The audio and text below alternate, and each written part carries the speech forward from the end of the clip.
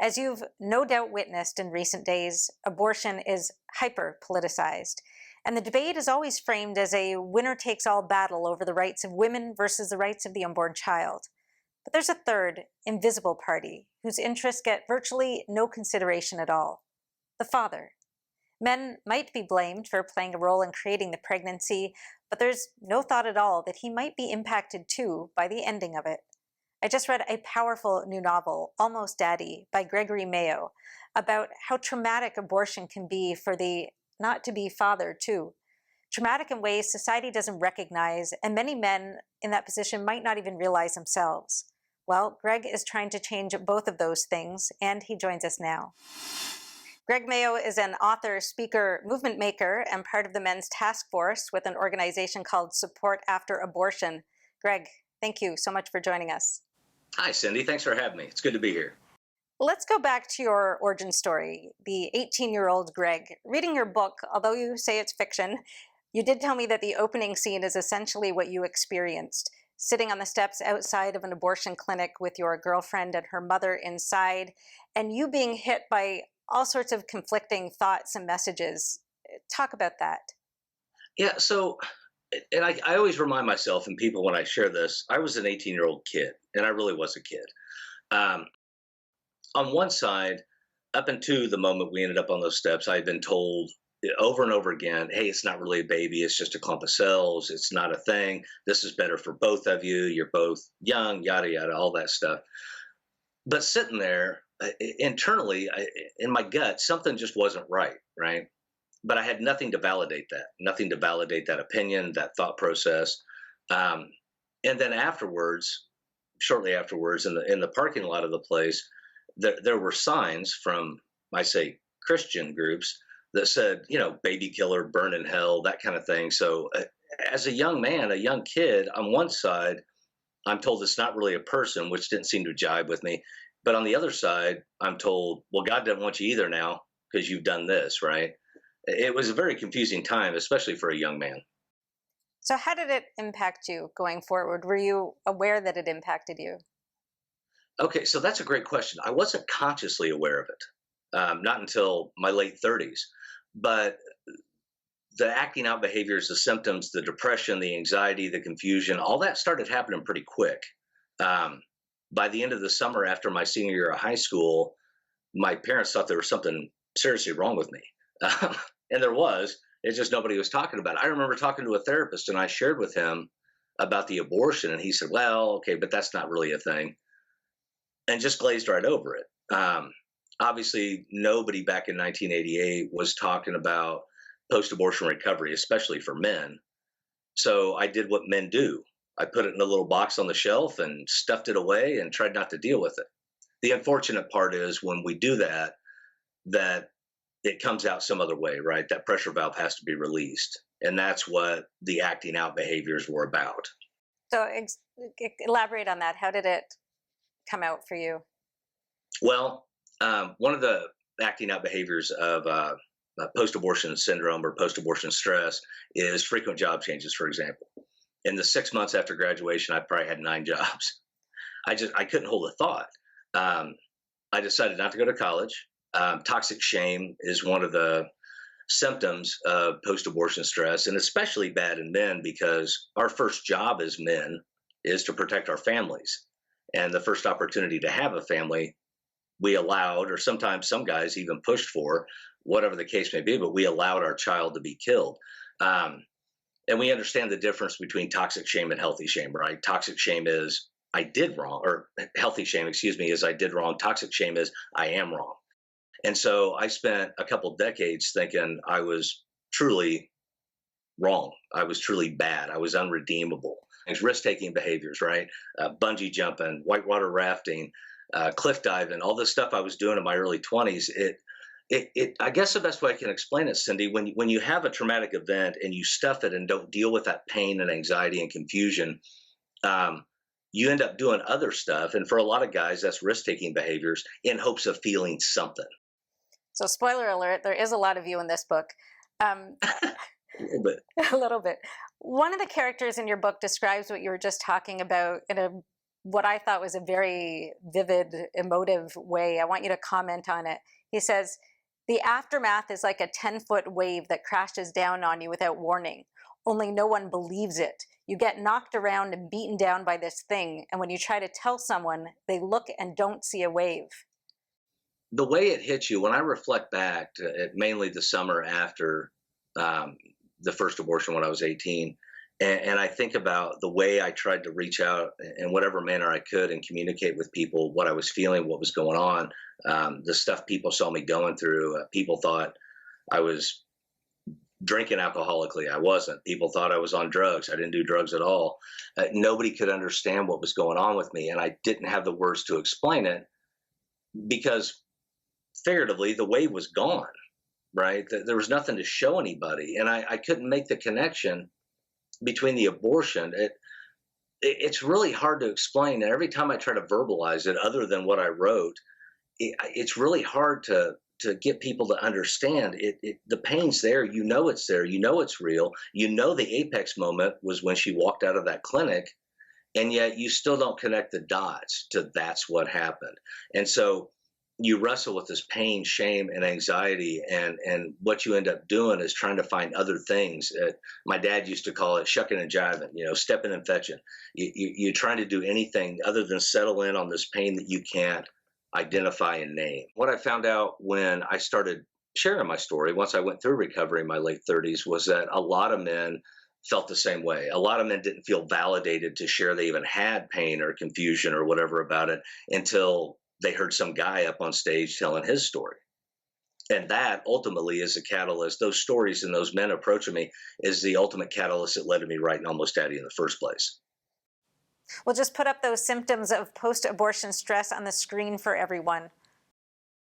Why do you think it is so difficult, I guess, for men to share? Maybe that's somewhat understandable, but for society to not get that a man could also be impacted by this? When I try to talk to people that are pro-choice about this, I use an example, kind of a comparative, which is this. Let's say a couple came to you, a man and a woman, and they said, hey, we're pregnant 11 weeks, for example, and we're going to have an abortion. What do you say to them? And then they tell me whatever they would say. Usually it's directed at the woman. And I say, okay, same scenario, same couple, 11 weeks pregnant. Now they come to you and they say they had a miscarriage. Does the father get consideration there?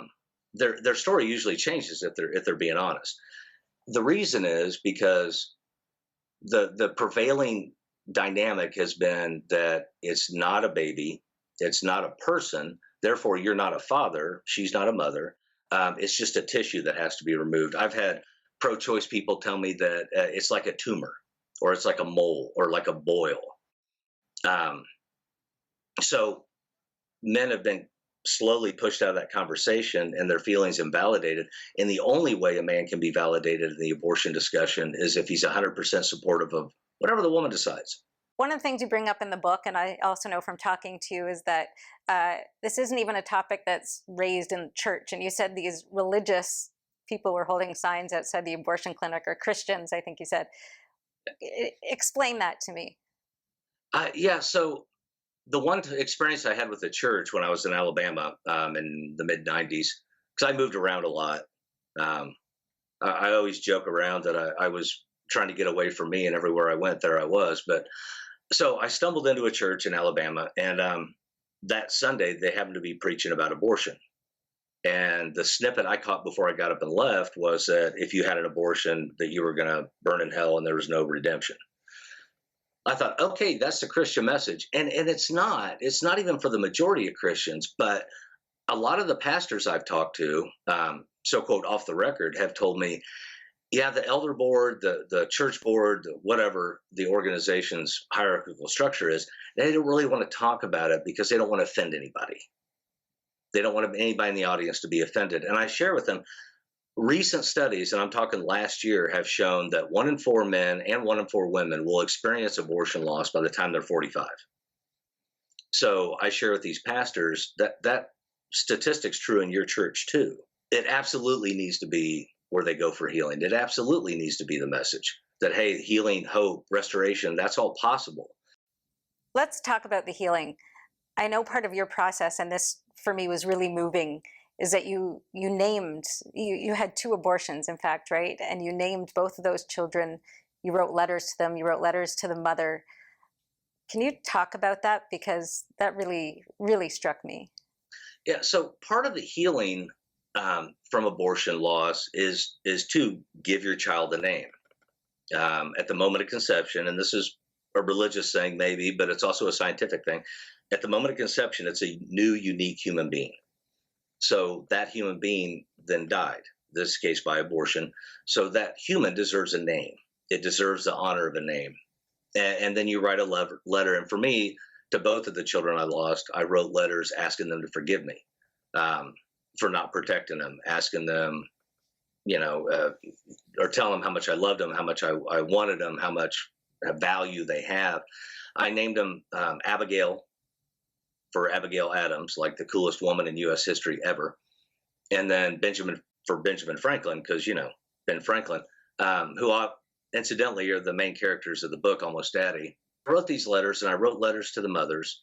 I had a little ceremony at a place out in the woods I like, and then I sent these letters down the river.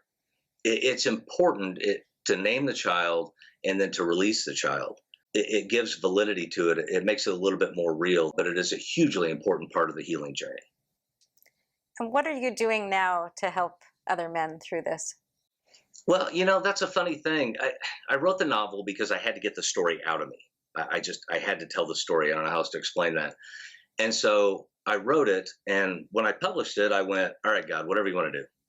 It's yours now. I'm going to go back to making tables and other stuff.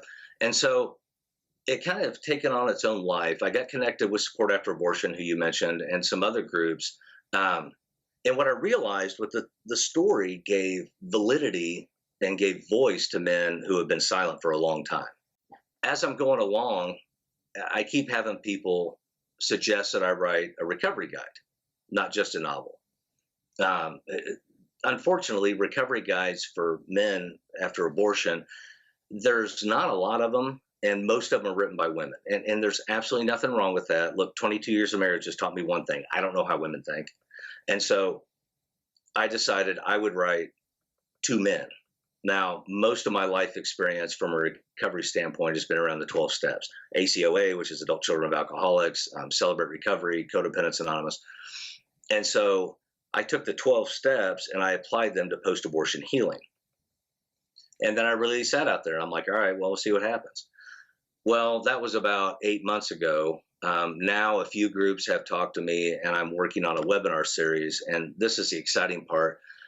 This thing there's a groundswell under it, right? There's more and more guys that are being heard, that are finding out that healing is possible, that are finding out that their voices actually mattered and that their loss is valid. They're starting to reach out. So we put together this recovery guide. We're putting together a webinar series to train small group leaders how to run small groups to help men through this process. So it's an opportunity for men anywhere and everywhere. And again, 1 in 4. So that's a lot of dudes, right? That need that healing, that need that validation. And the best way you get that is with another group of men. And the other thing about men is, and the reason I think their voices have been silenced for so long, the way we set up things to try to get men involved is just not the way men work. Men will respond 100 times out of 100 to an authentic man that shares a story they can relate to. So if you share with truth, authenticity, look, this is what happened, this is how much it hurt, this is what I did about it, that will draw men in. And that's what we're seeing. And it's not just me either, Cindy. There's a lot of guys that I've had the privilege and blessing to be connected to. And we're all connecting, and we're all doing the same thing, which is trying to help men find healing. And if they want to find out more, they should go to almostdaddy.com. Go to almostdaddy.com. There's a contact me button. You can reach out there. If you're a man hurting right now and you're like, man, I need to talk to somebody at this moment, go to supportafterabortion.com. They have a 24-hour a day, 7-day a week helpline. It's confidential. You can call and talk to a guy right now who's been trained to help you find answers. Greg Mayo, author of Almost Daddy, thank you so much for joining us today. Cindy, thanks for having me. This has been my pleasure.